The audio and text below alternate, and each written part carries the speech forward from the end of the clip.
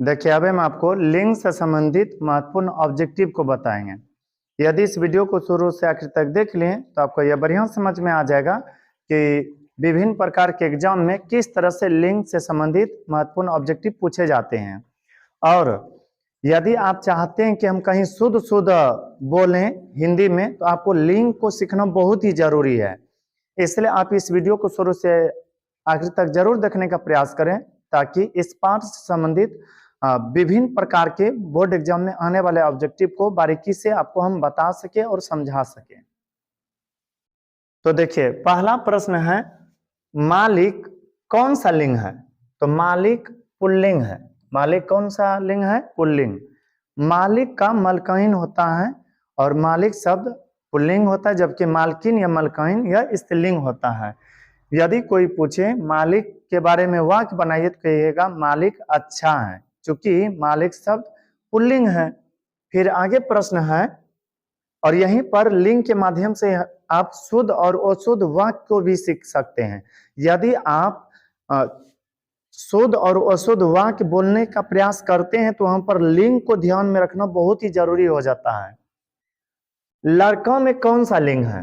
आपको पता ही होगा, लड़का पुल्लिंग है। पता है पुल्लिंग उसे कहते हैं जो पुरुष जाति की सूचित करे, यानी कि वैसा लिंग जो पुरुष जाति को सूचित करते हैं तो उसे हम पुल्लिंग कहते हैं, जबकि वैसा शब्द या नाम जो कि स्त्री जाति का बोध करते हैं तो उसे हम स्त्रीलिंग कहते हैं। फिर आगे प्रश्न है, नदी कौन सा लिंग है? पता है नदी शब्द जो है, नदी शब्द यह स्त्रीलिंग है। नदी शब्द कौन सा लिंग है? स्त्रीलिंग। और अधिकतर नदियों का नाम भी स्त्रीलिंग ही होते हैं। कुछ नदी ऐसा भी है जो कि पुल्लिंग होते हैं, जैसे ब्रह्मपुत्र ले लीजिए। ब्रह्मपुत्र के बारे में चर्चा करें तो यह नदी होते हुए भी पुल्लिंग है। फिर आगे प्रश्न है, यमुना कौन सा लिंग है? यमुना रहे, गंगा रहे, सरस्वती रहे, यह सब के सब नदी स्त्रीलिंग है। कौन सा लिंग है? स्त्रीलिंग है। फिर आगे प्रश्न है, खीर कौन सा लिंग है? पता है खीर स्त्रीलिंग है। अब यदि आपको कहे कि खीर अच्छा है कि अच्छी है, कौन सा शुद्ध होगा? तो कहिएगा खीर अच्छी है, क्योंकि खीर शब्द में स्त्रीलिंग होता है, यानी कि खीर शब्द जो है यह स्त्रीलिंग है। अच्छा बोले खीर बन गया कि बन गई? देखिए खीर तो स्त्रीलिंग है, इसलिए हम कहेंगे खीर बन गई। फिर आगे है, वचन कौन सा लिंग है? पता है वचन पुल्लिंग है। पता है ना, वचन के हिंदी में दो भेद होते हैं, एक वचन और बहुवचन। यह वचन शब्द जो है यह शब्द पुल्लिंग है। फिर आगे प्रश्न है, हाथ कौन सा लिंग है? हाथ पता है अधिकतर शरीर के अंगों का नाम पुल्लिंग होते हैं, हालांकि कई सारे अंग तो स्त्रीलिंग भी है, लेकिन आपको याद रखना है हाथ, हाथ पुल्लिंग है। अच्छा बोले हाथ उठ गया कि उठ गई? हाथ उठ गया।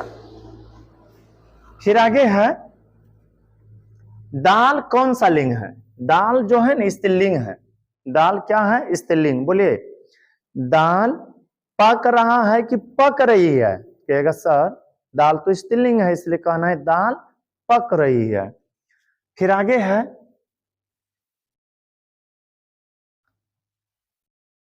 नाक कौन सा लिंग है? नाक जो शब्द है ना यह स्त्रीलिंग है। कौन सा लिंग है? स्त्रीलिंग। यदि आपको कहे नाक पर एक वाक्य बनाइए तो कह सकते हैं नाक स्त्रीलिंग है ना, नाक ऊंची है, थोड़ा ऊंचा होता है ना जी, नाक ऊंची है ना कि ऊंचा, तो नाक शब्द में स्त्रीलिंग है। फिर आगे प्रश्न है, दाल कौन चावल कौन सा लिंग है? चावल जो है ना पुल्लिंग है। चावल क्या है? पुल्लिंग। यदि कोई कहे सीता चावल खाता है, वाक्य सही है कि गलत है? कहिएगा सही है। कहिएगा ये कैसे? तो सुनिए, सीता चावल खाता है, चावल शब्द पुल्लिंग है इसलिए खाता हुआ, जबकि रोटी के बारे में चर्चा करें तो यह स्त्रीलिंग होता है। तो हम यदि पुरुष भी है ना फिर भी कहेंगे मैं रोटी खाती हूँ, सोहन रोटी खाती है, राम रोटी खाती है, क्योंकि रोटी शब्द स्त्रीलिंग है लेकिन यहाँ चावल पुल्लिंग है।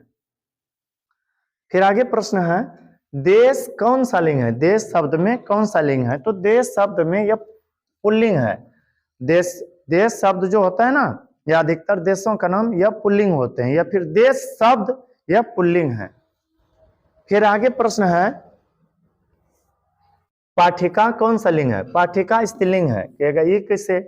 पाठ होता है पुल्लिंग में और पाठ का स्त्रीलिंग हो जाता है पाठिका।